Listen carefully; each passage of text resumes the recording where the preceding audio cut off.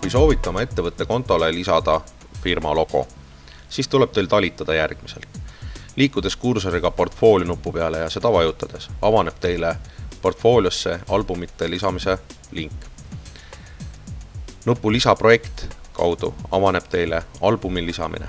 Pange talle kindlasti nimi ja pange ka kindlasti kirjeldus, mis pildid selles albumis on. Alt leiate te nupu valifail.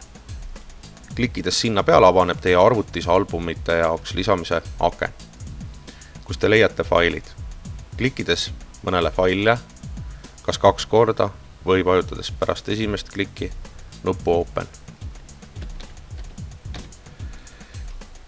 Kui olete valinud ära kõik failid, mida te selles albumis soovite kuvada, vajutage nuppu Lisa portfooliosse.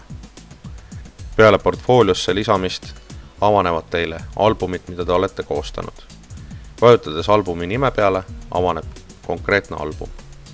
Klikkides seda pilti, mida te soovite kasutada logona, avaneb ta eraldi aknas ja vajutades peale hiire parema nupuga, valides sealt kopeeri pildi URL ehk siis aadress, kus kohas fotoserveris asetseb. Edasi tuleb liikuda kodulehekülg nupu kaudu avalehele ja vajutada nuppu muuda lehekülge. Kui te olete seda nuppu vajutanud, avaneb teile tekstiväli.